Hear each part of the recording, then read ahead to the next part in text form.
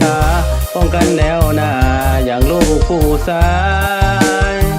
สองเฮาเอาเจ้าบอกกันว่าสิบ่ลืมบ่ไหลวันนี้เจ้าคือเปลี่ยนใจเปิดทางให้ไผคนใหม่เข้ามาได้ยินคำลาจากกันดาที่อยู่แนวหลังพังแล้วอายน้ำตาพังน้ำตาหลังใส่กองขี้คุยโอ้ความหักเขาคงเข้ามาถึงข้าวสวยบอกคิดเลยน้องคนสวย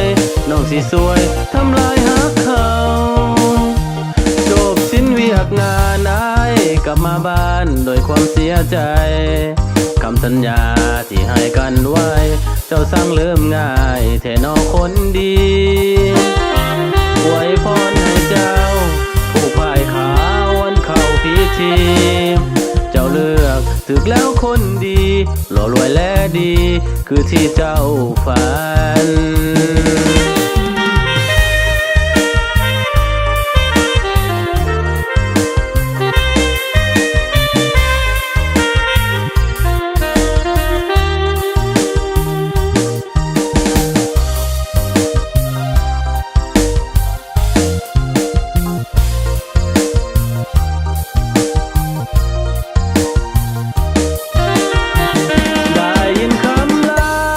จากกันดาที่อยู่แนวหลังฟังแล้วอายน้ำตาพังนั่งน้ำตาหลังใส่กองขี้คุยโอ้ความหักเขาคงเข้ามาถึงข้าวสวยบอกคิดเลยน้องคนสวยน้องจะสวยทำลายหักเขาจบสิ้นเวียกงานอายกลับมาบ้านโดยความเสียใจคำสัญญาที่ให้กันไว้เจ้าสร้างลืมง่ายแต่นอคนดีไว้พรให้เจ้าผู้พ่ายขา